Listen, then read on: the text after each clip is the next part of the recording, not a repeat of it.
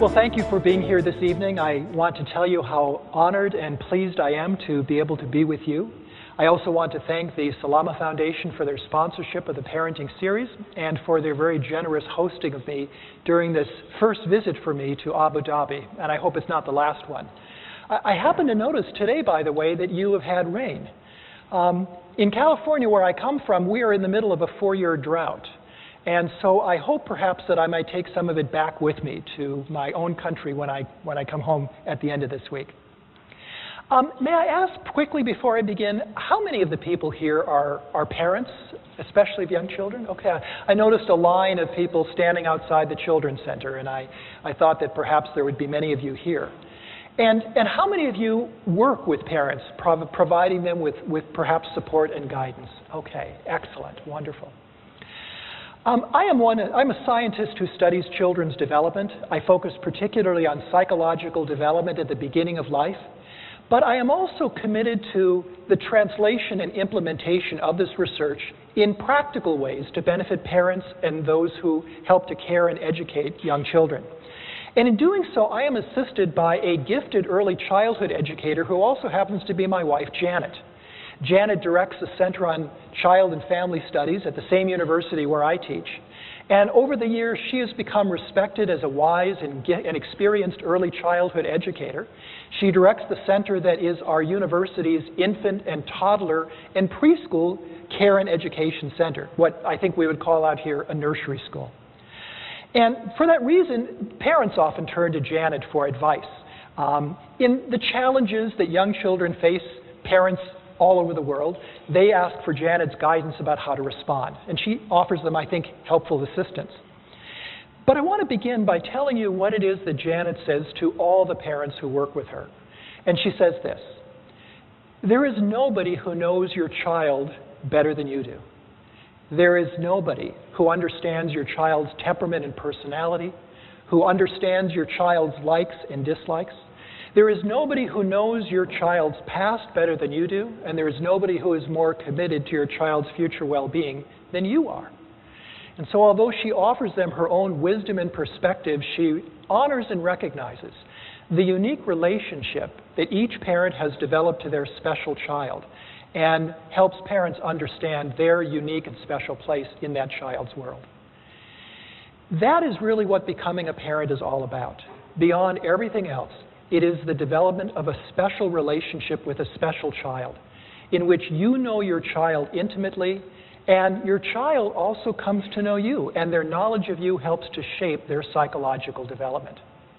Some of us are parents of more than one child, and yet becoming a parent begins anew and occurs in a different way for each child that we are caring for, because each child is special and unique. And in this way, becoming a parent is a long process that unfolds as that special relationship between you and a particular child unfolds over time. For many of us who are parents, and I count myself here, for whatever else it is that we are accomplishing in our adult lives, in our careers, in our pursuits outside of our work, in our marriages, parenting stands as one of the most, if not the most important accomplishment because of the pride and pleasure we take in what our children are becoming.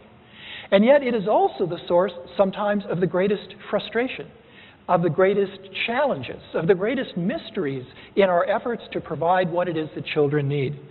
How much it would be nice if there was a parenting manual that could give us the instructions we need in how to deal with this particular child and this child's unique personality, preferences, and characteristics, but there isn't. In some respects, in many respects, we experience instead the mystery of a child who is kind of like a black box, in which we're not quite sure what is going on inside. We're not exactly sure what kinds of things that the child is feeling or thinking, why or how they're responding. It's just a mystery. But we're hoping that what goes on inside that black box helps to take all the inputs we are providing, the care and nurturance, the guidance and instruction, the stimulation we're providing, and whatever is going on inside that black box will help to result in the kind of outputs we hope our care and nurturance will provide in terms of the growth of intelligence or the development of personality, or the emergence of a child's unique self-concept.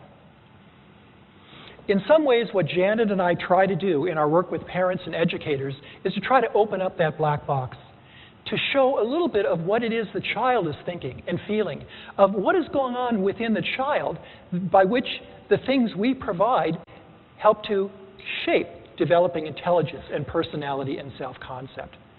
In many respects, what we try to do, in other words, is to help parents understand what becoming a parent is from the perspective of the child, and what the child is needing, and how the child is understanding the experiences they have with us. That is the theme of what I would like to talk with you about this evening. I would like to talk about becoming a parent from a child's point of view. And what I would like to do is to suggest that there are three basic questions that every child early in life needs to begin searching for the answers to. These questions are fundamental to the child's security and well-being. Indeed, even the brain becomes organized around its detection of the answers to these questions in ways that I will show in just a few moments. And I want to suggest that part of becoming a parent has to do with the answers we provide to these fundamental questions that a child begins answering in the first moments and weeks and months after birth. I'm going to turn to those questions in just a moment, but I want to point out first that one of the ways we have begun to open up the black box of a child and begin to understand what's going on within that child, one of the ways that we have gained insight into this is through the work on early brain development. In the last couple of decades, researchers have come to astonishing insights about the ways in which a child's brain grows in the early months and years of life, and particularly what this tells us about the impact that experiences have, particularly experiences in interaction with parents, that help to shape the direction and the nature of how that child's brain will grow.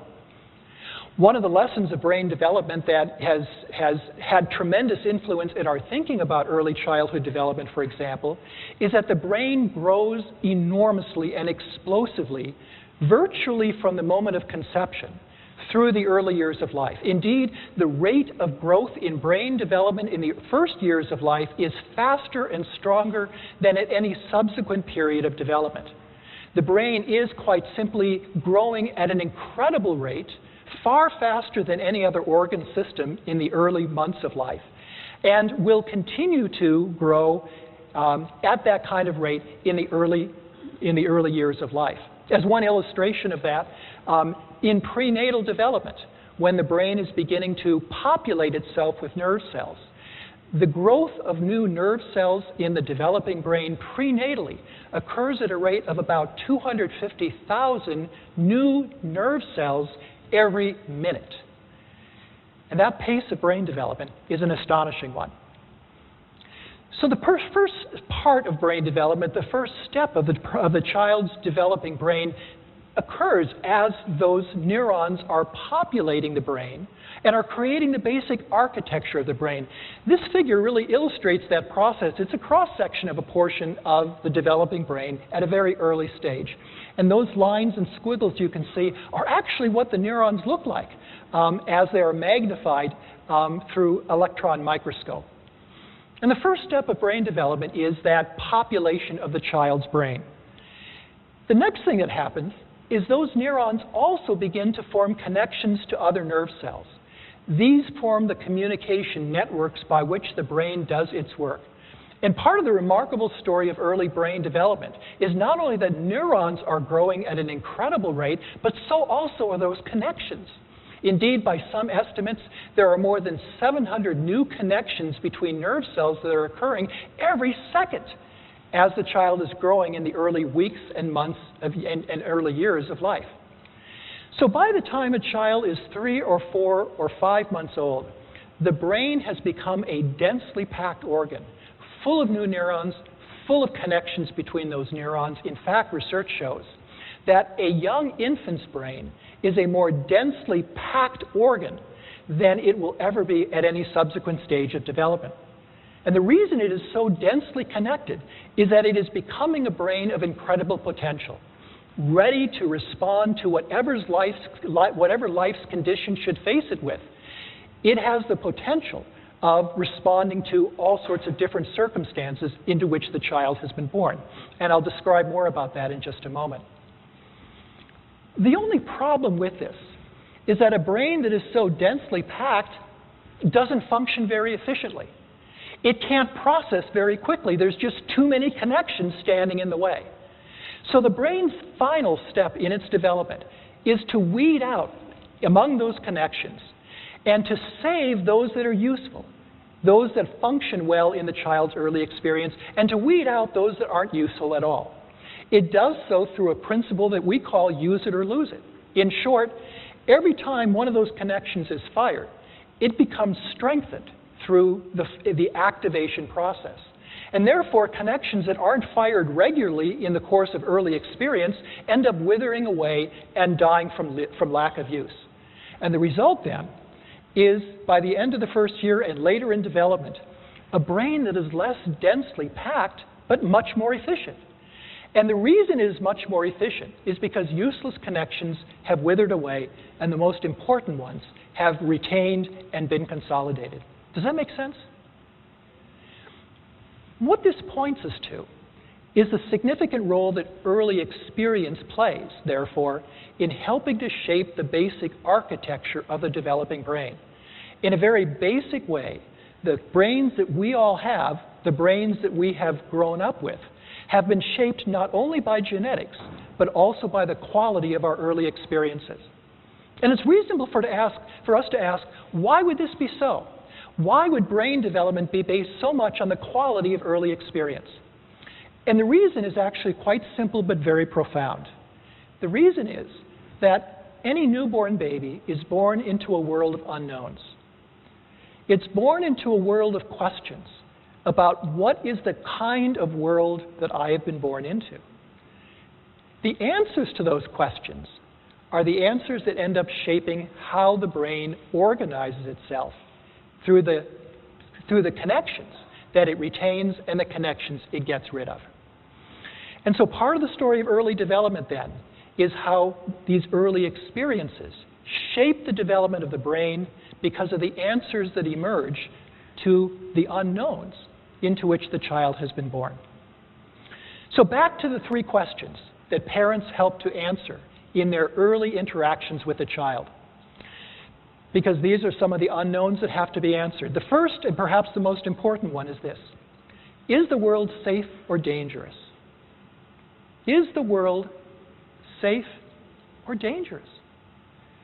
And related to that is the question, can I depend on support from those around me? If the world is dangerous, that means the brain needs to organize itself to be vigilant for threat or danger. And many animal species that grow up in conditions of danger have brains that work exactly this way. They're alert for any sign of danger in order to be able to respond to it immediately because their survival may depend on it. And unfortunately, some young children who grow up in environments of adversity develop brains that are wired in this way. By contrast, if the child begins to believe that the world is a safe and secure place, then their brains can organize itself according to exploring and learning and discovering in this world without having to worry about being vigilant to threat and danger. So this question is an important one for every young infant to answer. It's a question that children have to continue to be able to answer as they mature, because it shapes the developing brain. The second question is, why do people do the things that they do? Why would children be so interested in people?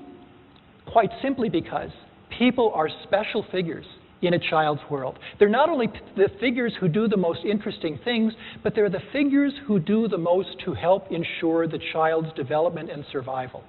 It's people who provide nurturance, people who provide emotional support, people who feed the child, people who protect the child, people who make sure that the child is warm and safe and secure. It's people, in fact, who help to determine whether the world is safe or dangerous. So if children can figure out why people do the things they do, then they're in the position to begin better understanding those people who figure so importantly in the child's world. Indeed, they can begin helping to figure out how to interact with them. That's the second question. We'll turn to these two questions later. The third question, which we're going to turn to right now, that every child needs to answer and have answered early in experience is, how do I communicate with them? Because the ability to interact and communicate with these people is essential for a child being able to ensure that their needs are provided for, but also to develop the relationships on which the child depends. Are these questions clear? Okay, then let's move on. How do I communicate with them? Why is this such an important question? Well, the answer is actually very simple. It's because one of the things that the brain cannot know at birth is whether the child has been born in London, or Paris, or Kiev, or Tokyo, or Seoul, or for that matter, in Abu Dhabi. The child cannot understand, in other words, at birth, or know at birth, whether birth has landed them in one or a different country, and therefore, what is the language that will need to be learned. And so remember that the child's brain early in life is a brain of considerable potential. It is a brain that is packed with potential, and part of that potential early in life is the ability to actually make out all the speech sounds of all the world's languages. The brain at birth has to have the potential of learning any language because one of those languages, or maybe two or three of those languages, are the ones the child is going to have to learn, but they have to be ready to learn any of them because they don't know where they've been born. And as a result, the part of the brain's potential early in life, part of that densely packed brain, is capable of literally being a citizen of the world, of hearing speech sounds and detecting them from any of the world's languages, even speech sounds that their parents have long ago lost the capacity to hear. Now, that kind of potential is great early on, but again, it's not very efficient for learning language. So as a result of hearing the language that the child can overhear from the adults and others around them, the brain progressively reorganizes itself such that by the end of the first year, the child is no longer a citizen of the world, but the brain has now become specialized to become an English language learner, a French language learner, a Chinese language learner, and an Arabic language learner. The brain has reorganized itself to become specialized in the language or languages that the child has just spent the previous months overhearing. And the reason that's so important is that it creates the efficiency that enables the child to learn language. It prepares the way, in other words, for the vocabulary explosion that will take place in the second year. This figure shows the child's cumulative vocabulary, that's the vertical axis, as it grows over time, in this case, over the first 3 years of life. And what you may notice is that over the first 18 months, there's very little vocabulary development because children's brains are organizing themselves for learning language. But once that organization has taken place, notice how the child's cumulative vocabulary just takes off. This provides the foundation for not only learning language, but developing literacy skills. This is a time, by the way, when parents have to be careful about what they say at home, because likely it is that the child will be picking up that word very quickly, so parents better be sure that this is a word they want their child to learn. That's how experience is important. That's how what children are hearing from parents helps to shape the developing brain and helps to launch language learning, helps children learn how to communicate with others. But the environment is important for another reason also. Not only because of what language the child is hearing, but also because of how that language is being used in interaction with the child. So let me tell you more about this process of language development. I'm going to show, this graph is actually very much like the one that you just saw, only now we've broken it out into children growing up in 3 different groups of families. Group 3, represented by the red line, these children show the greatest rate of vocabulary development. They're really ready for school. Children in Group 1, the green line at the bottom, have a much slower rate of vocabulary development, and children in Group 2, the middle line, are in between the two. Now, what are these 3 groups of families that children are growing up into? Well, here's what the research that this is based on by Hart and Risley has shown us. Group of 3, the red line at the top, consists of those families who, on one hand, are economically best off. They are the most wealthy families in their sample. But more importantly, there were other characteristics of them that contributed to children's language learning. One of these was that there was a lot of child-directed language that was formed in that way that we naturally talk to babies. You know what I'm talking about, the kind of, we call it parentese, we sometimes call it baby talk, but it's a ridiculous way in which we lean over a baby and we talk with exaggerated syllables and we create a sing-song kind of voice. Some of you I know are smiling, you know what I'm talking about. We'll look at a baby and go, "Hi, baby, how are you doing?" "Yes, it looks good to see you." "Oh, is that a smile? Is that a smile that I see?" Even I feel embarrassed saying it in front of you. What we don't know, or what we don't recognize at the time, of course, is that what we are doing is optimal for a child's being able to understand us and to be able to process our language. That's child-directed speech. It's something, by the way, that even 3-year-olds naturally do in the presence of a baby. So children in group 3 were hearing a lot of that stuff.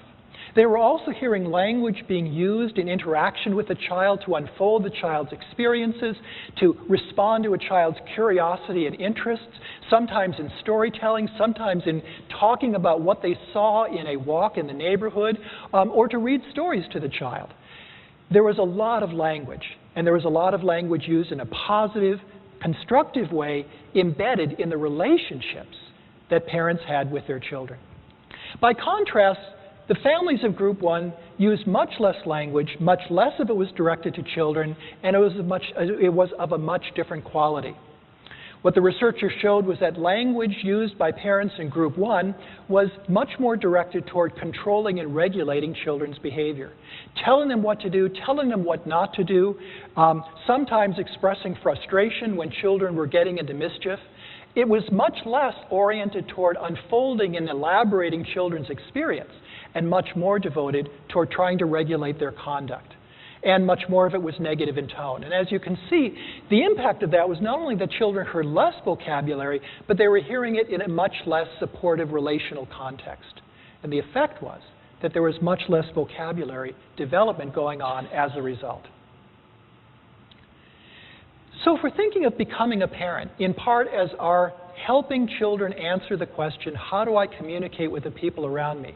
We find that this research leads us to some important implications in thinking about what it is that we are doing with children. One of these is simply providing early experiences that are rich in language, that are full of language by which we talk to the child, we narrate the child's experience. Sometimes we narrate our own experience, which can sound really silly. For example, when a baby or a young child is in your presence and you're saying, "Okay, now I'm going to go to the refrigerator because I need something cool to drink." May sound silly. We call it sportscasting in my country. But it helps the child have words to understand the intent behind our actions. And that is helpful to them, not only in learning language, but in learning about us.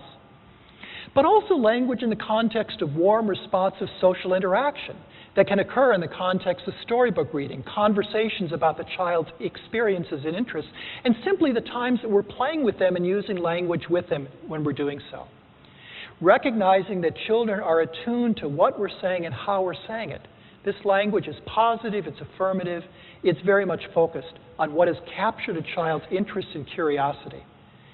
Equally important is eliciting the child's language, so that it's not just what they're hearing from us, but what we're provoking them to think about and say in response. For example, I've noticed it's been windy during the last couple of days that I've been here in Abu Dhabi. But you know what a good mother might say in recognizing that the weather has been this way? She might say to her young child, "It's been really windy. I wonder how that makes the birds feel who have to fly." Interesting question. How do the birds feel about it being a windy day? Wonder what a child would say. Or during a trip to the store or on a walk through the park, a mother might say, "Can you think of anything else that is colored purple like this plum?" I wonder what a child would say to that. That is the way we elicit a child's language, but also help to unfold a child's understanding. And finally, I point out here that that what is also important for us to recognize is that many of our children are growing up in a multicultural environment in which they're hearing more than one language. In my country, it's often English along with Spanish. In Abu Dhabi, it may more often be a combination of overhearing English as well as Arabic in the home.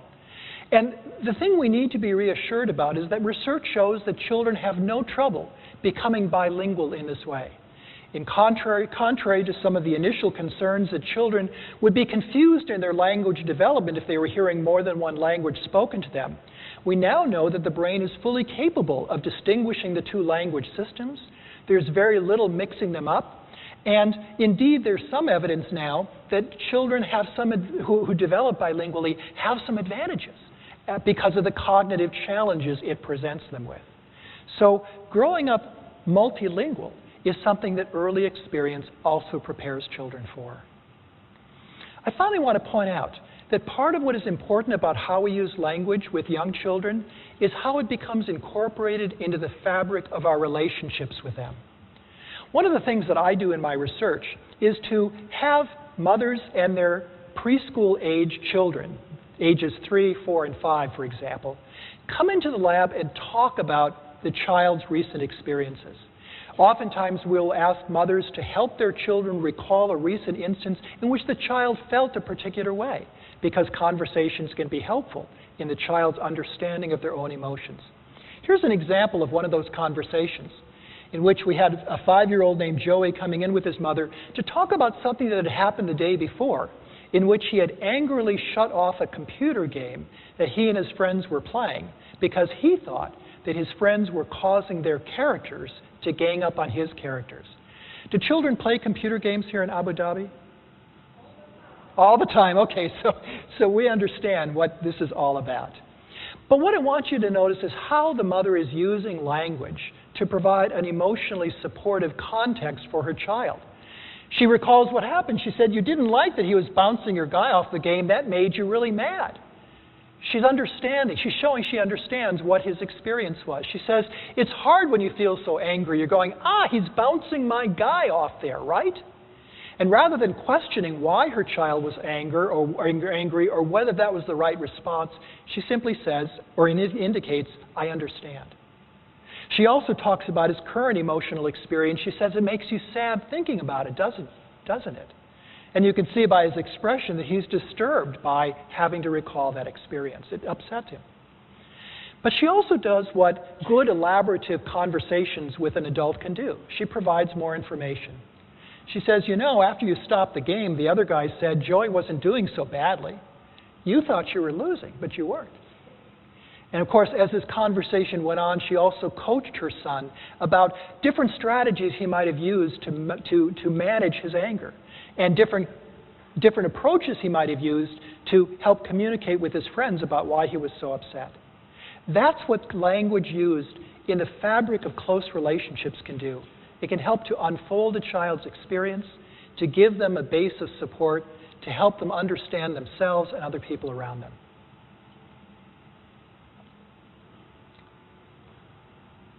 How do I communicate with others is the first and one of the more important questions that their relationships with us as parents help them to answer.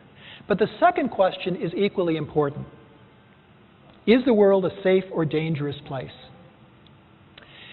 Obviously, a young, helpless infant has to very, very quickly determine whether the world is full of threats or dangers, or whether the world is a place that is safe and secure, because doing so is central to the baby's survival. And consequently, the brain early in life becomes attuned to signals about how much threat there is in the world around them. How does the brain do so? It actually begins doing so before birth.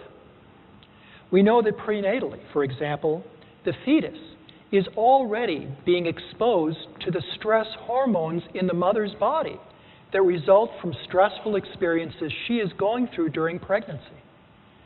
As a consequence, the fetal brain is already being influenced by how much stress the mother is experiencing during pregnancy through the transmission of stress hormones directly from her bloodstream into the fetal bloodstream.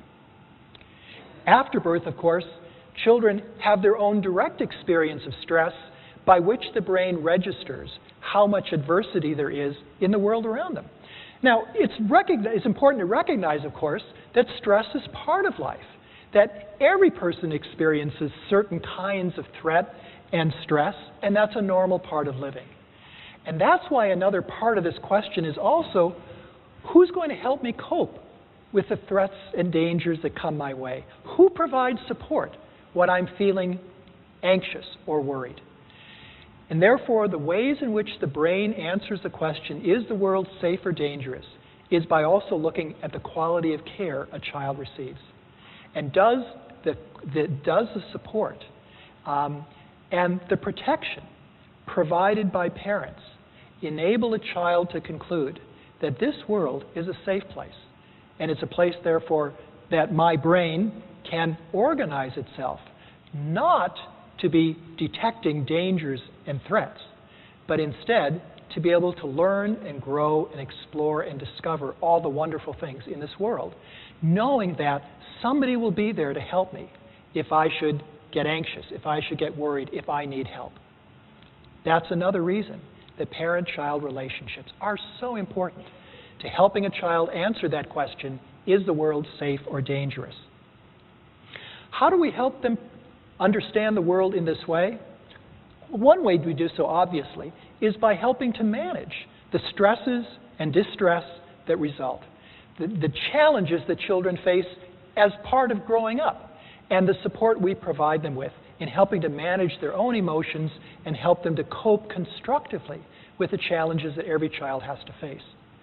In addition, of course, we provide lots of positive experiences as children also can enjoy all the rich, wonderful, positive benefits that experience with a parent can provide. And in the context of doing so, as children come to rely on their parents as sources of support and security and trust, they come to respond in ways that parents experience as very meaningful, by responding in special ways to a parent with smiling and looking and delighted expressions that say to any adult, "You are a special, trusted person in my world." These kinds of smiles begin very early in life because that's how early babies are beginning to learn how much they can count on the people around them. This kind of smile can emerge at about 2.5 to 3 months of age.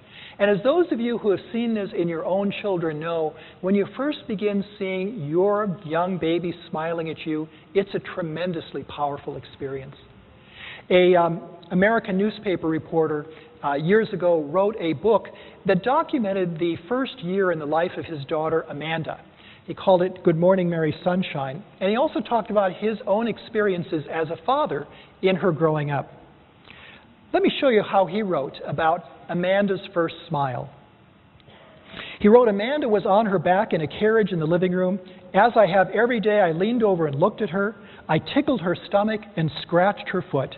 And every day since she has been born, she has reacted by gurgling or shifting her body. Today, though, she looked right at me and she smiled. Her toothless mouth opened and she scrunched her face up, and it really was a grin. It went away momentarily, and then she did it again. She looked at me right in the eye and she smiled in my face." And he writes, "All the sleepless nights, all the worries, all the crying, all of a sudden, it was all worth it.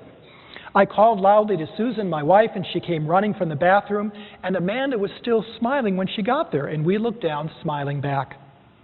It was the first really human thing Amanda has done, the first thing that tells us that maybe she knows us, and maybe she understands how much we care for her." That is part of the developing relationship. As infants who have now learned that people in the world can be counted on to care for them, begin responding with a special emotional attachment. And that emotional response also helps to evoke a reciprocal response from the adult, who now begins to feel their own bond to the child growing intensely. What I'm suggesting here is that emotions like these, and how we help children manage them, emotions are part of the language of developing early relationships. Emotions are how infants connect with parents early on, and how parents connect with their very young children. It's one of the ways in which children learn what it is like to interact with a person and what the characteristics of that person are. A few years ago, a colleague of mine named Ed Tronick developed a procedure called the still face procedure. And he originally developed it to try to model or mimic the effects of a mother's depression on her child. But what the still face experiment, which is still used, also demonstrates is how really important that emotionally responsive communication is between a young baby and their mother. So I'd like to show you, actually let me back up. I'd like to show you what the still face procedure is, and it is narrated by Dr. Tronick, who developed it. So we'll run the first video now. In the still face experiment, what the mother did was she sits down and she's playing with her baby, who's about a year of age. I'm like a girl. Oh. And she gives a greeting to the baby gives a greeting back to her. Yeah. This baby starts pointing at different places in the world, and the mother's trying to engage her and play with her. They're working to coordinate their emotions and their intentions, what they want to do in the world. And that's really what the baby is used to.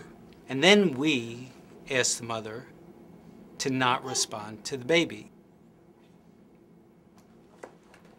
The baby very quickly picks up on this. And then she uses all of her abilities to try and get the mother back.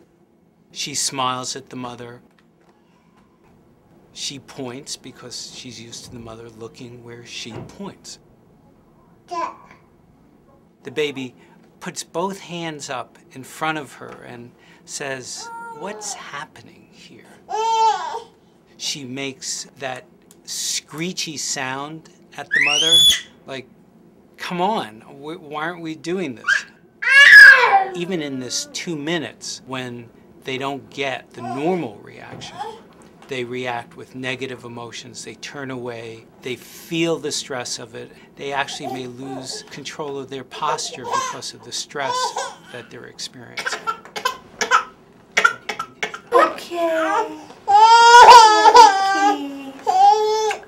I'm here. And what are you doing? Oh, yes. Oh, what a big girl. That was 2 minutes. 2 minutes of losing the emotional responsiveness from someone to whom you're attached. And children detect it, and they respond to it, and it is terribly upsetting. This emotional give and take is the fabric of close relationships. In some work that I've done with an academic group, we have come up with a term for this, emotional give and take, and we call it serve and return. Because it's very much like the volleying back and forth that you see between tennis players or volleyball teams, in which each team or each party is doing something different in response to what the person on the other side of the net has given to them. And it's very much like the exchange of ideas that go on between adults in a conversation, but in this case, it's the exchange of feelings and emotions that go on between an adult and a young baby. That is the juice, that is the heart of developing relationships early in life. And it forms the basis for the emotional attachments that babies develop over that year and that consolidate by the end of the first year. Deep emotional bonds to people like their mothers, their fathers. They can develop attachments to other caregivers, including a nanny or a member of the extended family, anybody who regularly cares for a baby and whom the baby has come to know and come to rely upon. And what the research has shown us quite significantly in thousands of studies is that the development of a secure attachment like this, that is based on the responsiveness of the adult to the child and the child's ability to develop a sense of trust or confidence in that adult, is a cornerstone to healthy psychological development. In research in my lab and in research in many other labs around the country and indeed around the world, researchers have found that children who develop secure attachments of this kind based on the sensitivity of parental care end up developing more positive relationships with peers and with other adults. They come to develop a deeper understanding of themselves and of their own emotions as well as other people's feelings. My research has shown that these children develop better morally and have a more advanced development of conscience. And indeed, we find that there are effects on children that last for years and decades after this early infancy period, because of the ways in which the security in these first and very significant relationships provide a foundation for the child's sense of self and their developing relationships with others. And the development of a secure attachment is based on that kind of emotional responsiveness that, as you could see in the videotape, infants rely upon. It's as important to them as food and water and air, and the developing trust they have in those who care for them. Not all babies develop secure attachments. Some develop insecure attachments with a much weaker sense of confidence or trust in those who care for them. And it is based on the sensitivity and responsiveness of care that they receive. As I mentioned earlier, by the way, this kind of sensitivity, this kind of attachment, also provides the basis for the child's development of values and morals, because of research that indicates that children who are in secure relationships with their caregivers also become more responsive and more receptive to the values and standards and guidance offered by their caregivers. So as we are becoming a parent, we are helping children answer the question, is the world safe or dangerous? But also to answer the question, who is there to help me cope with the challenges that come? And in a secure attachment, the child learns that they can trust the adult to help them in this way and to help make the world a safer place. What does this mean for how we interact with our children as a result? Well, it means that we respond to them with warmth and sensitivity. We also practice with children what I call and what other researchers call mind-mindedness. Now, the term mind-mindedness refers to how sensitive adults interpret the behavior of the infants and young children in their care. You know, some adults, when they see a child crying, try their best to figure out how to stop the cry. Sometimes they'll simply say to the baby, "Stop crying." But an adult who is mind-minded will instead try to understand what's going on internally that is helping to create the cry. Is a child tired? Is a child frustrated at not being able to get something that's out of reach? Is a child hungry? Is a child cold? Is a child wanting something that has been denied them? By understanding or trying to understand what's going on in the child's mind and what's going on in their feelings, parents who are mind-minded are able to be more sensitively responsive because they're treating the baby as a person. And they're understanding their behavior in terms of what's going on within the child, in their mind, in their feelings, in their goals, in their thoughts. That's what contributes to sensitive care. Valuing the child's unique characteristics is also part of that sensitive responsiveness because it helps parents work within the child's unique and individual temperament or personality. When my wife and I had our first child, we were very surprised to discover that we'd given birth to a child with a high activity level. This surprised us because neither Janet nor I are people who are terribly active. Given a free afternoon, we'd rather read a novel than go out and play on the ball field. So suddenly we have this child who is just on the go, and what we were going to do about it. Well, one of the first things that I did was to finish a room in the basement so Scotty would have a place to run around safely. And then the other thing I did was to start getting more exercise so I could play with him on the soccer field, or the football field, rather. But the point is that we both tried to work with the child's unique characteristics rather than working against them. And that's part of the sensitivity that contributed to his secure attachment. We provide support in relieving distress. We offer understanding, as in that conversation that I described to you earlier. And of course, we protect the child as often as we can, especially from those threats that are most daunting. So is the world safe or dangerous? Young children get their answer from their relationships with their parents.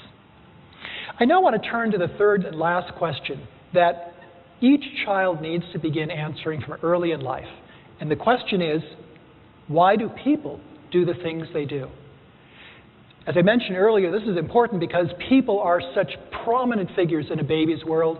They provide what the child needs, and so of course, young children are going to be captivated in trying to understand what goes into the behaviors of the adults they observe, and in particular, what can I do to affect the behavior and interact with them? Many of us learned about children and were particularly told that infants and young children are egocentric, that they are so wrapped up in their own perspective, their own experience, their own feelings, and their own thoughts, that they have little room mentally for understanding how other people could have a different perspective or different feelings or different thoughts, and that they maintain that egocentrism well into childhood before they began to understand that other people can see the world differently and feel differently about things than they do. I need to tell you that the result of research of many, many studies over the last 2 decades has completely overturned that idea of early egocentrism. And now we understand that far and away from being egocentric, young infants in the first year already understand that what is going on in your mind is different from what's going on in their mind, that you have feelings and knowledge and perspectives that are different from theirs. And once they've got that basic idea, then they are launched on that absolutely captivating journey of figuring out what is going on in your mind, how can I figure that out, and how can I interact with you with that knowledge. How do we know that? Well, one thing we can see is at baby's point. They begin doing so at about 9 months of age. Now they point because something has attracted their attention, elicited their curiosity, and in pointing they're sharing it with an adult who matters to them. So they are recognizing that although they're interested in something, the adult might not be noticing it. And so they use pointing to try to elicit the adult's attention, because they have also the idea that what a person is looking at makes its way into their mind. That another person, an adult, is not going to think about what has interested you unless they're also looking at it as you are. And in fact, you can see 9-month-olds do a fantastic job of trying to attract an adult's attention to something that's really interested them. So if the adult is looking away, they'll not only point, but they'll grunt. They'll go, they'll point at it. And finally, when the mother says, "What's wrong, honey?" they'll actually look up at the mother and point more and try to make sure that she's looking at it, as if to say, "Look at it, will you? Because that's the only way I know that you're thinking about the same thing I'm thinking about." That's remarkable. A little bit later, they show something we call social referencing. And this occurs when a child is faced with something that they don't understand, so they turn to an adult for understanding that the adult might have that they don't have. In this case, a child is encountering a friendly but unfamiliar doctor. And not knowing, of course, whether the doctor is someone who is safe or dangerous, they turn to somebody they trust. They turn to the mother. And if the mother is looking fearful, how is the baby going to respond? What do you think? Yeah, the child is going to withdraw and probably cry and not want to get anywhere near that doctor. But if the mother is looking supportive and affirming, what is the child going to do then? Yeah, they're going to smile. They're going to be more willing to interact with the doctor. Now, the remarkable thing about this is that if the mother is looking positively or affirmatively, but she's not looking at the doctor, she's reading a book, children won't be satisfied with that. In fact, what the baby will do is they'll look at the doctor, they'll look back at mother, and if mother's not looking at the doctor, they know that her facial expression isn't going to help them. So they'll go, and the mother will say, "What's wrong, honey?" And at that point, the child will look at the doctor, look back at the mother, and look back at the doctor again in order to get her attention back to what the child wants her to tell them about. And then they'll look at her facial expression and respond accordingly. This is very non-egocentric. It reflects the fact that children are now aware of the fact that not only is what mother looking at in her head, but that they can read her facial expression to know what she's thinking about. And they can use that knowledge to help them understand how to interpret this uncertain event. Okay? There are even more remarkable advances in children's understanding that follow. This is one of my favorite experiments that was done with 18-month-olds who were seated with their mothers at a flat table, and across the table from them was the experimenter, who took out one of these apparatuses. I'm going to focus on the one up in the top right corner marked D, the cup with the beads next to it. And I have to have two hands to demonstrate this. So, as the child is watching the experimenter, she takes the cup, holds it in front of the child, holds the beads over the cup, and then appears to try to drop the beads in the cup, but fails to do so. She drops the beads once, it falls to the right side of the cup. She picks them up, drops them a second time, it falls to the left side of the cup. She tries a third time, drops the beads, it falls in front of the cup. And after 3 failed attempts, the experimenter puts the cup and the beads in front of the child. What do you think the child does at that point? Pardon me? You might think so, but it turns out that 18-month-olds at this point immediately take the cup, pick up the beads, and put it right into the cup. Now, is the child imitating what the experimenter has done? No, she isn't. Because if she was, she would have done the same thing. What she is doing, rather, is she is acting, she is imitating what the experimenter intended. She has been interpreting the experimenter's behavior not in terms of what that person did, but in terms of what they intended to do. And these results are very consistent with lots of other studies showing us that when already in the middle of the second year, infants are interpreting people's behavior in terms of the goals and intentions that that person is trying to accomplish. Here's another experiment of the same vein, also with 18-month-olds. And again, the child is seated on mother's lap at a table.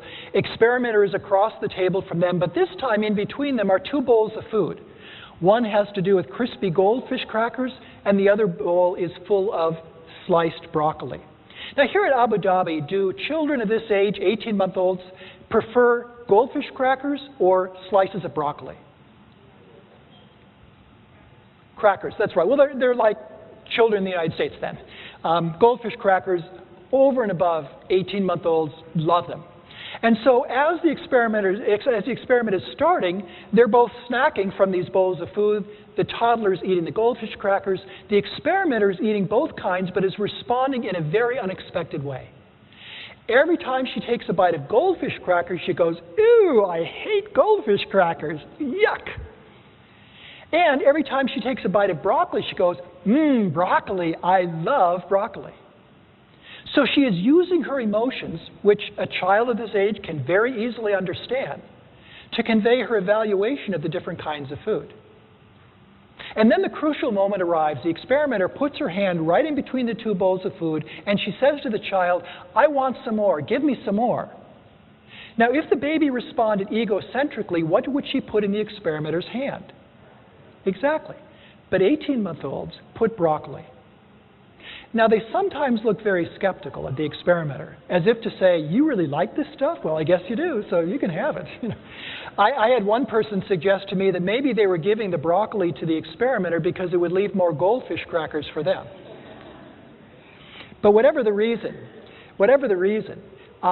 it is very clear that children, in a very non-egocentric way, were doing some pretty sophisticated mind reading.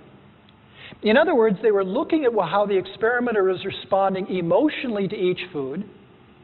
From that, they were inferring what the experimenter desired, and then they were able to respond appropriately when faced with a request. That's pretty non-egocentric to me. What this is all telling us is that young children are not only emotionally sensitive and socially sensitive, but they're very perceptive in trying to understand what we're feeling and what our goals are and what we're thinking and what we're intending. This means, in other words, that they're trying very hard and are having some success at being mind readers. And in their interactions with us, they're not only watching what we do and hearing what we say, but they're paying attention to what might be the mental processes underlying our actions, because they're trying to figure out, why do people do the things we do? So how do we help children in this way? Well, before I do so, I'd actually like to show you a videotape drawn from the research in our lab that I think will take this point home. This is a research study in which we had, again, children who were 18-month-olds in situations where they were able to provide assistance to an experimenter they had just met a few minutes earlier in very simple situations. What was required was that they were able to understand the experimenter's intentions and what they could do to assist in them. So now I'd like to show the second videotape. Here's one blanket. Okay. Here's the other one. Oh.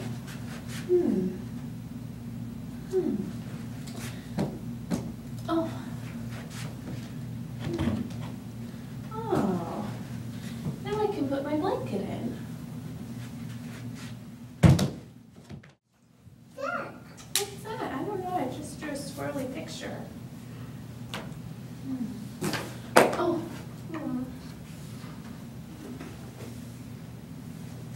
Oh, okay. Now I can do more. I can finish my picture. Flower. A flower. Yeah, it does look like a flower. Oh. Oh. Oh. Okay, now I can put it back in. I'll put this one here. And Okay. Okay. Thank you. okay, now I have this. I have this, okay.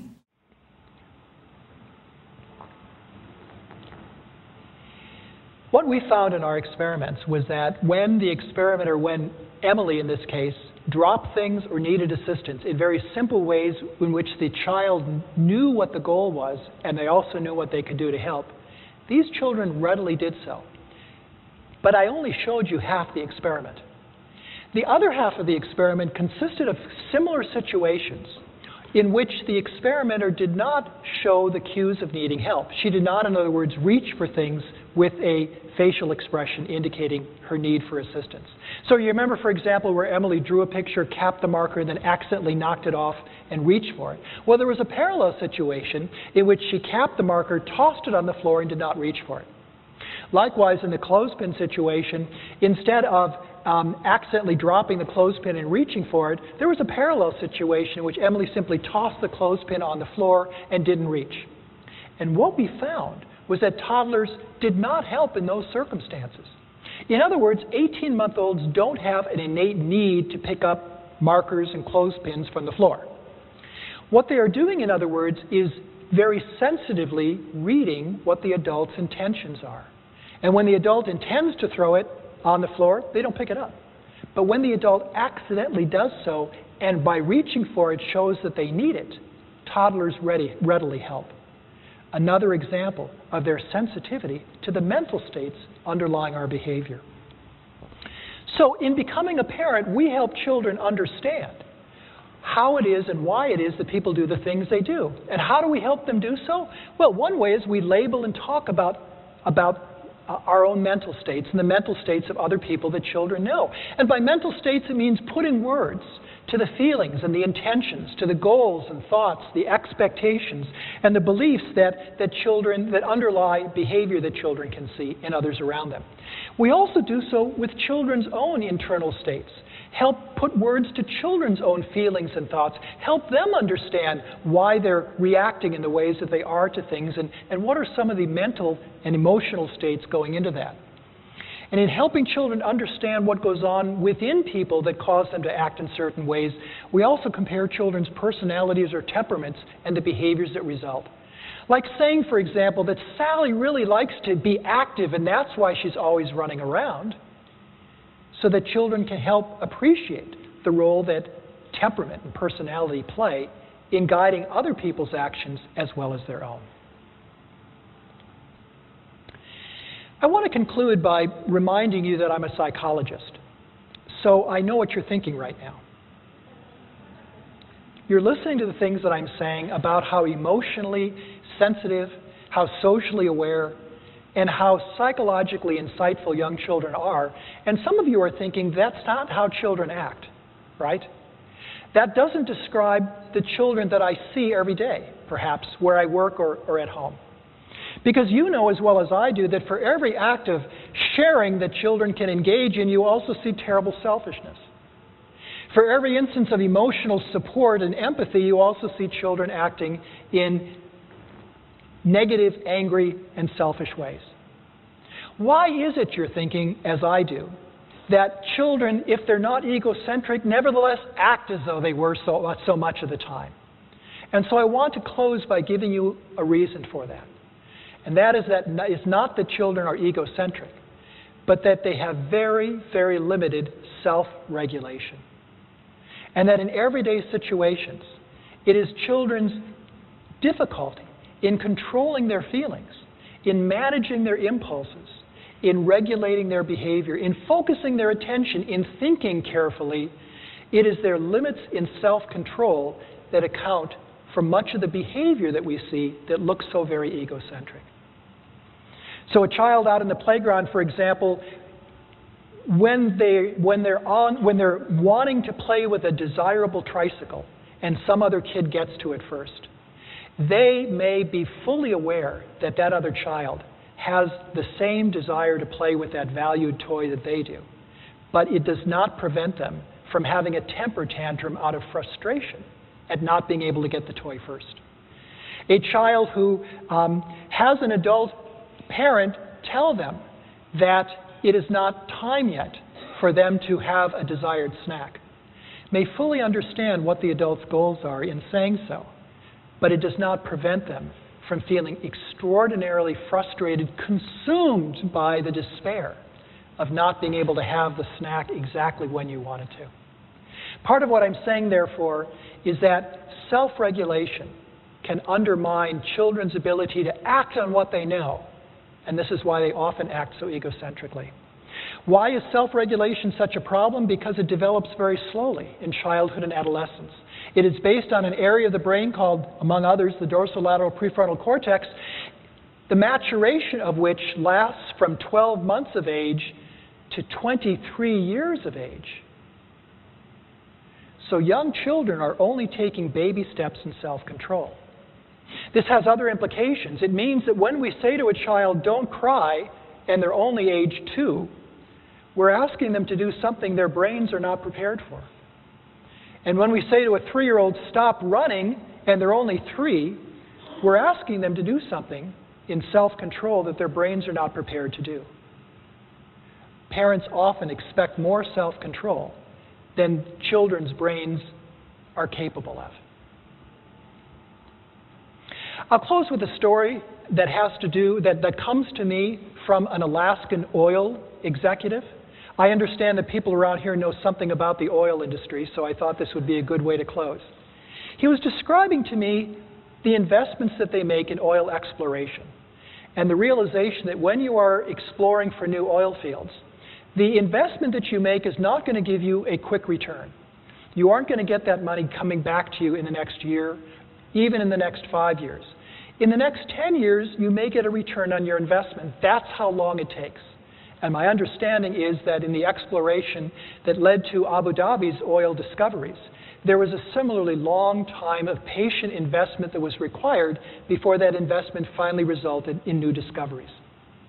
I want to suggest that parents need also to have that same kind of patient investment in their young children.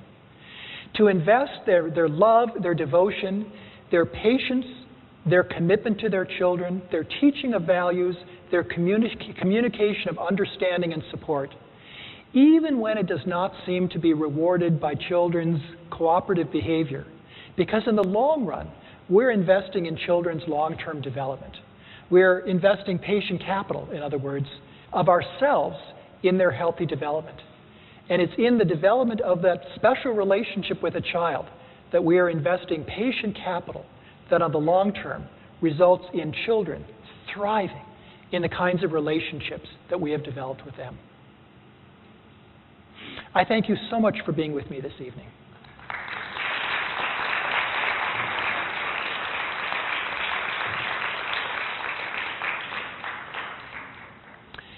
Now, there are time for questions, and I would be delighted to respond to any of yours. The question is, how good a thing is it for a child to count on feeling secure in the responsiveness of a parent? That is it not important, perhaps equally important, for young children to learn to be able to stand on their own, to be able to be independent? I think there's one answer that I can offer, and there's another answer that also depends on the age of the child. Okay? The answer that I would offer that applies to a person of any age is that we all benefit from social support. That all of us, when faced with the challenges of life that life always presents us, are able to cope better with the assistance that other people provide. I've studied the social support research as it relates to adults and adolescents, and what it shows quite convincingly is that when we face challenges in the company of other people who give us support, we thrive. We do much, much better.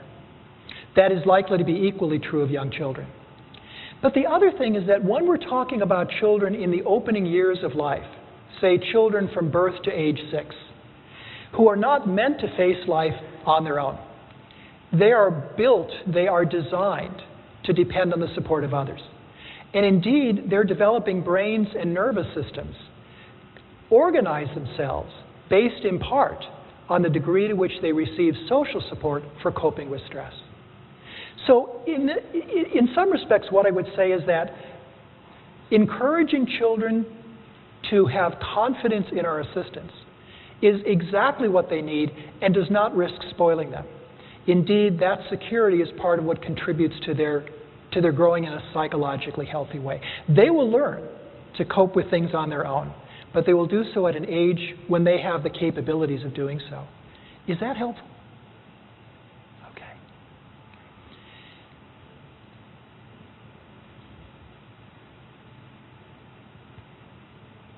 Hi, thank you so much for your, I don't know what they talk, that talk that you did.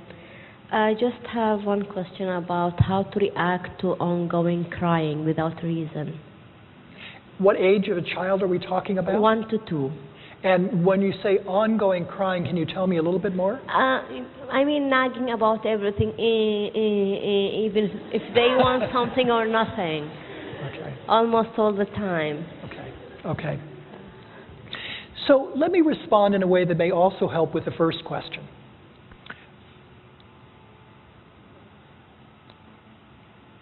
We talk about stress, and it's important for me as a psychologist to talk about different kinds of stress so we can be clear about what we mean. And I'll get back to your question very quickly. Because although long-term severe stress for children or adults is a bad thing, it can undermine people's health. It can result in psychological problems. You do not want anybody to experience long-term severe stress, which we call sometimes toxic stress. Nevertheless, more limited kinds of short-term stresses, especially if they're within a child's capacities to cope, can be very positive. Indeed, we call it positive stress because it helps to contribute to the coping skills that need to build in the early years of life so that children can face life's challenges. Because after all, none of us live in a stress-free world, and although there are times when I wish I did, we recognize that in many respects our coping with stress successfully builds us up so that we become more resilient and more capable. So in addition to providing children with the security that comes from knowing that if they really get in trouble, they can count on us, children also need to have experiences of positive stress, stress that they are fully capable of managing. And one of those stresses that is very common in early childhood is the stress of being denied something you really want. Indeed, for young children who have begun to understand, as you could see in the experiment with broccoli, have begun to understand the connection between somebody's desires and their feelings. That is, you feel happy when you get something you desire and you feel sad when you don't. They may be incapable of thinking that they'll ever feel happy if they don't get what they want. Does this sound familiar? Yet it is an important lesson for children to be able to learn how to cope in a manageable context when you can't get something that you want. So this often is a circumstance in which parents need to acknowledge what the child is feeling. You sound really sad. And it sounds like you're really sad because I won't let you have another dessert. Or I won't let you have the candy you want right now. But it's not time. And so let's find something else to do. Or let's get something else that you would enjoy. Something that is permissible. And that's the kind of stress that children can learn to cope with. Does that help? So I'm not giving you an answer to how to deal with the cry. But I am saying that sometimes in circumstances like this, as children learn to cope with disappointment, it helps to build them psychologically. And that may be kind of the independence that is appropriate for young children to begin to master.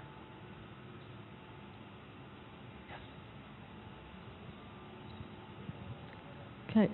Hi, Hello, Dr. Ross. Ross. Sorry. I'm here. Go ahead.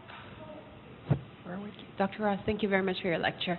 My question is, if a parent is insecure, not from a highly educated background, maybe from a family that disciplines by hitting, but the mother recognizes or the father recognizes that, you know, I want to raise my child differently, but I'm not educated, I'm insecure, I don't socialize, I have a lot of the negative aspects.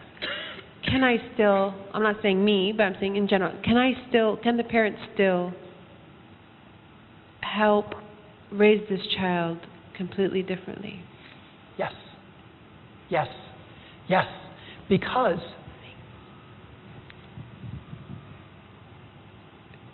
your relationship as a parent with a child is different from any other relationship in your experience. And indeed, for some parents who have had themselves a very difficult childhood, parenting your own child gives you a chance to ensure that your child will not have to go through that, will not have to experience the difficulties and lack of support that you did. So, although we always draw on our own background and our own personalities and how we parent, one of the wonderful things about being a parent is trying to give your child sometimes gifts that you did not receive because of your love for them. Does that help a little bit? There is a widespread belief, to use a different kind of example, that parents who have been maltreated by their own parents are destined to duplicate that maltreatment in their treatment of their own children. It is a widespread belief that is not true. It turns out there is a small increase in the likelihood of abuse or neglect by parents who have themselves been abused, but the overwhelming majority of those parents treat their own children well. And we understand from research that one of the reasons they do so is they don't want their child to have to experience and suffer what they did growing up. And for many parents, that is a terribly important motivator in what they seek to give their children. Okay? Yes? Yes. As a working mother, I work for like 8 hours a day. Yes. And I have a 22-month little girl. How wonderful. And sadly, she spends much of her time with a caregiver. Yes. So my question is, how does a child react if this caregiver leaves for good after a year of taking care of my child? Does it affect her emotions, or? That's my question. What we know about children's developing attachments is that they can become attached to multiple people. As I indicated earlier, this can include mother, this includes father, this can include a nanny or a caregiver. It can include a grandmother. There is no way in which children do not benefit from the possibility of forming multiple attachments. But as your question points out, sometimes those relationships end. Sometimes a caregiver moves on. And children are affected by that if, as is likely the case, they have formed an attachment to that person. So there will be distress as the child misses the one that they have spent a lot of time with and in some respects come to depend upon. There are ways of helping children to manage that by helping to talk with them and prepare them for that transition, as well as facilitating their developing relationship with a new caregiver before the old caregiver has departed. So it is not as if they are left alone without somebody whom they have left, whom they have come to know and trust being with them, that there is another person, including you, that they can also rely upon in the absence of this caregiver.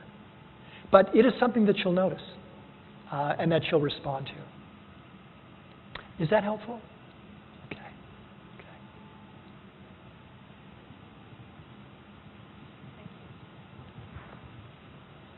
Hello. Hello. I have two questions, actually, dealing with the presentation that we just saw. I'll ask them in the order in which they appeared in the presentation. One of it was when you talked about the groups, group 1, 2, and 3, Yes. where you mentioned that children and parents from group 3 seem to have better developed, better responsive children. Yes. And then you have group 1, which may not necessarily have. And the basic difference is group 3 have parents who sort of encourage more discussion. It's not a very disciplinarian sort of approach of bringing up where there's more discussing rather than telling or disciplining, etc. What if you oscillate between the two? Because there are times when you are open to discussion, and there are some times when it's because I said so. You know? So if you do oscillate between that, does that confuse the child, or is it just being a parent? Yeah. Well, it's certainly being a parent. No parent is entirely consistent all the time. You did notice, however, that there was a group 2 there. And so the group 2 is kind of in between, and that can be one of the reasons why. Or you may have, as is often the case, one parent who is wonderfully conversational and uses a lot of child-directed language, and another parent who is just not interested in that at all. But that kind of inconsistency is not unusual at all. There won't be any harm to the child. They can interpret that there will be days when they are open to discussion, and then there are days when it is what mom says. Well, it is tough if the inconsistency is from one day to the next. What is easier for children to understand is that one parent has one way of responding and another parent has a different way of responding. And young children are very sensitive to this. I mean, in the same way that a child can develop a different relationship with each parent, and usually do, they base that on the different characteristics that emerge in their interactions with each parent. So that would be an easy thing for a child to understand and to be able to respond to. My second question was dealing with, I mean, the basic premise of the presentation is the world safe or dangerous? It's really not a black or white question, is it? I mean, I would love my child to feel secure and safe and things, but I'm not the one that they're going to be with 24/7. They're going to be going out there and interacting with people. We have an expat community. We travel a lot. We have caregivers taking care of our children. How do you find that how do you teach the child that logic of not being perpetually fearful, not being scared to leave the house, but also being able to identify signs from people where, you know, stay away or walk away or thing. And oftentimes it happens that the people that we trust turn out to be not so trustworthy at the end. I mean, we hear horror stories all the time about, you know, relatives and friends turning out to be the abusive party. How do you protect your child in those circumstances where the person was a trusted person by the parent who they, you know, relied on to teach them that? Yes, okay. So I would respond with kind of a hypothetical question. Do we think it's easier for a child first to learn to trust the world and then to learn that there are exceptions to that trust? Or is it easier to teach a child that the world is dangerous, but that there are exceptions to that danger? Because I think that although in reality and in experience, is the world safe or dangerous is not a black and white question, certainly so.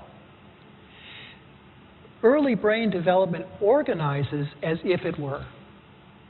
Indeed, I didn't mention it earlier, but experimental studies with rats have shown that if rats grow up early on in an aversive environment, their brains become oriented toward vigilance for threat and danger. And they become very skilled at what we call fear conditioning. That is, they learn the circumstances very quickly that elicit their fear. But it also means that they're not capable of exploring very well in non-dangerous circumstances. On the other hand, rats that grow up in a more secure and safe environment are not very good at fear conditioning. They're vulnerable in this respect, but they're really, really great at learning in everyday circumstances. I would prefer to have the latter kind of child. I would prefer to have a child whose brain is oriented toward learning and exploring and discovery, and then help them understand the circumstances where they have to be more careful. Because in general, I think it's much harder for a child who has learned to fear the world to understand the exceptions in which somebody is telling them you can be safe here, because they believe there is no circumstance in which they can be safe. Is that helpful? Yes, thank you so much. Thank you. Hello. Sorry, over here. Oh, there. Okay. At the end of your talk, you mentioned self-regulation, one of the things that upsets children as they're growing up. I've also heard that referred to as executive function. Yes.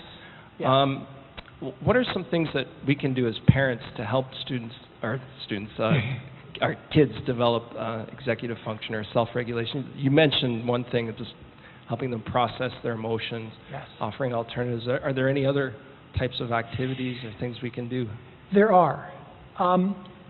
Now, I will use the term self-regulation, but you're describing it as executive function is perfectly appropriate. It's a more technical term. What we know is that the development of self-regulation or executive function occurs most significantly between the ages of 3 and 5, and I would actually say between the ages of 3 and 7.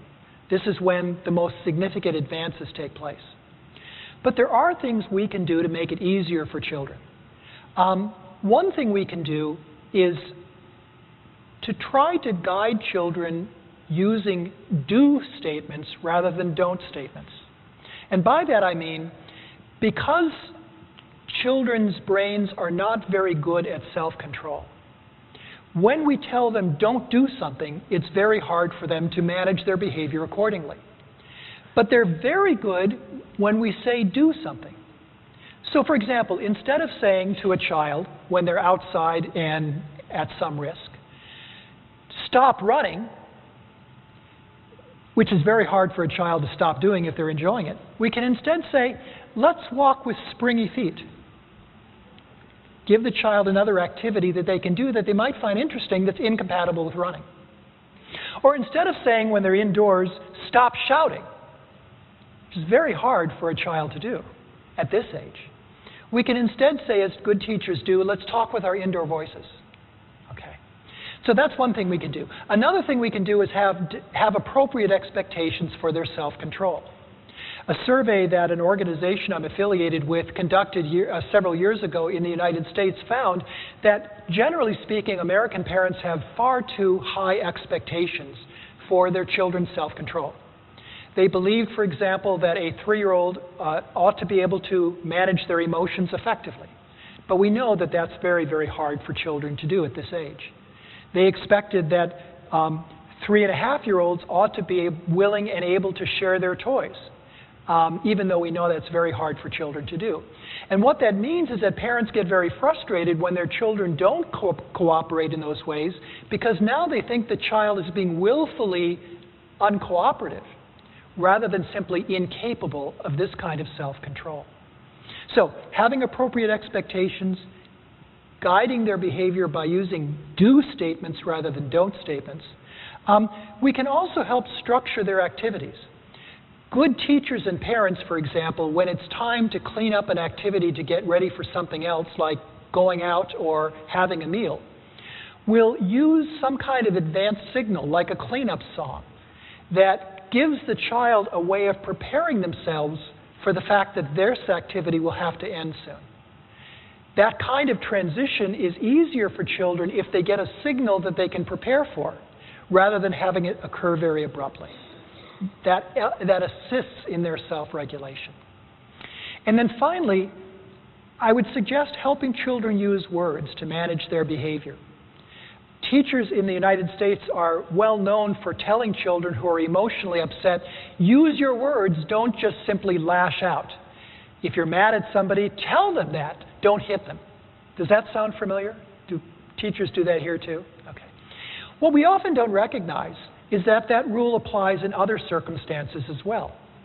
So if a child is doing a task, for example, it really helps the child to focus themselves if they're giving themselves verbal instructions as they're doing so. So what would this look like?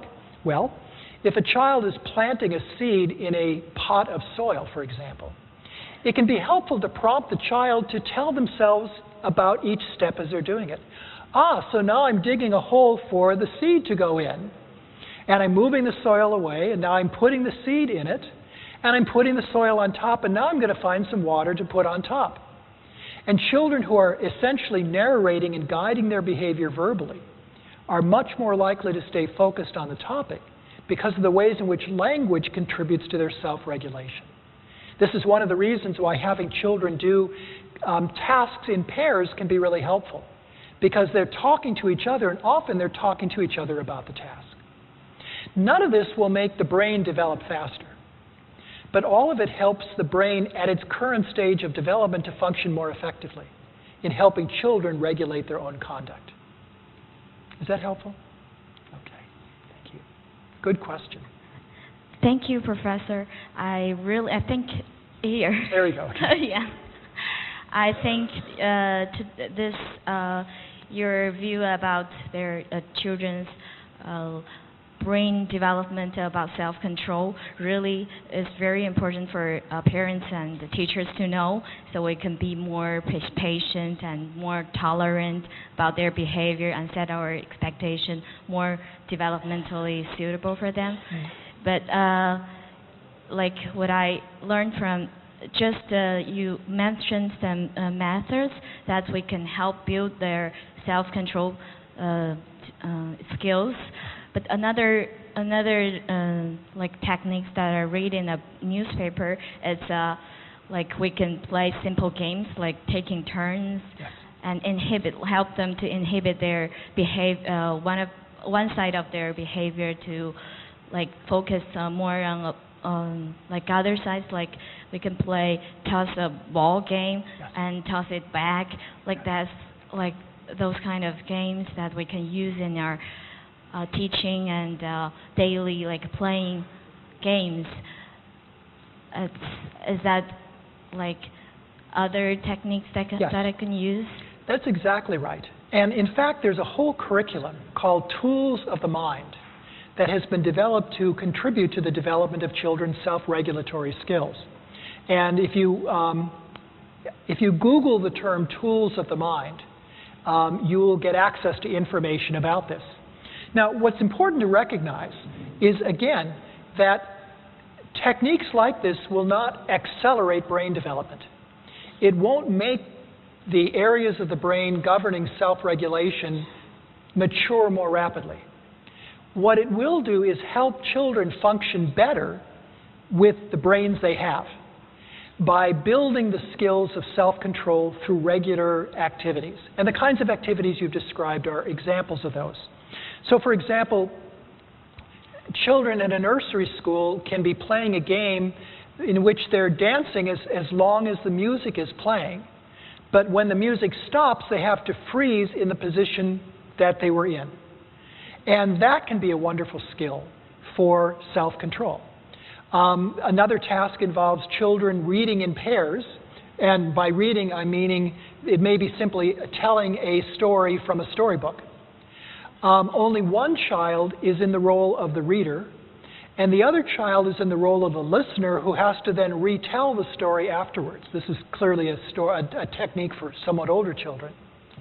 And the ways they help to regulate their behavior is that the listener has a little card with an ear on it. And that reminds them of what their task is, which is not just to listen, but to report back the story. And that can contribute to self-regulation. So there are many techniques like that. Yes. We have one more question. Somebody here? Thank you very much, Professor Ross. My name is Lara Hamoud, and I'm the mother of two lovely twins, boys, and they are 5 years old soon. And I am a very patient mother, and I'm the kind of parent who definitely believes that communication is the best tool to, in order to educate children. However, as you can imagine, it can be sometimes difficult to have them do what they need to do. And I realized that I developed this thing, which is if you don't do this, you'll be grounded. Or if you don't do that, then you're not going to get this. Right. So I just wanted to have your thoughts on that method. Yeah. Thank you. So what you are describing is a method that parents commonly use, which is to provide, which is to deny privileges when children have failed to do something that is being asked of them.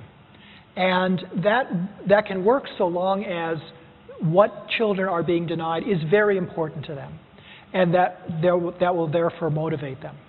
Of course, the problem sometimes is that children decide that what is being denied is not all that interesting anyway, at least compared to the cost of cooperating. Another approach, of course, would be to reward children for doing what they are being asked to do. And it does not have to be a significant reward, but something enough to provide an incentive. And what that does is it puts the parent in the role of providing something good in response to appropriate behavior, rather than denying something good in response to inappropriate behavior. So it conveys messages about what is desirable conduct. I'm not surprised you find 5-year-old twin boys challenging. That is a challenging age. And you realize in what we've been saying that this is an age in which they are still in that process of their brains maturing enough to be able to regulate their own conduct. So that sometimes the lack of cooperation we see in them is simply that slowly maturing brain yet not being capable of being able to resist a pleasant pleasure, which may involve playing instead of doing what you've asked them to do, even if it requires that they have to forego a later pleasure as a result. That is, the limits in self-regulation mean that you may put an undue priority on what you are immediately enjoying, even if it means you lose out on something that can occur much later. And that's where the promise of a reward may be more effective, at least until children develop that self-regulatory skill. So good luck. One has to be, yeah. Yes. Yes, so one has to use rewards strategically. And the ways that decades of research in psychology have shown that we use rewards is that rewards are important very early on in changing behavior. But that rewards that become dependent on, or behavior that becomes dependent on reward is not dysfunctional. It becomes bribery. So what is strategic about using rewards is using them generously at the beginning and tapering off one's use of them. And substituting internal rewards and non-physical rewards for the explicit rewards that are given early on. So if, in fact, you're giving something tangible to the child, not a big thing, but tangible, in order to initially change their behavior, to get them to clean their room or pick up after dinner or something like this. Over time, you use that reward less frequently, but you substitute your praise for their acting in such a good way. You lavish this on them. You remind them that what they're doing is part of what big people do, and so they're acting like a big boy in doing this. And what you're trying to do is to substitute their own internal reward for the external reward. If that doesn't work, then you reconsider your strategy. But bribery used as a regular pattern is not going to work for the reasons you describe. Ultimately, in the end, what we want to do is to help children understand themselves why certain things are important. But also, part of what motivates them is the relationship they have with us. That part of what motivates them is their desire to maintain that positive connection with us. And it doesn't mean that we deny them our love when they're not being cooperative. It does mean that our praise and our esteem of them counts for something important. That can be a reward as well.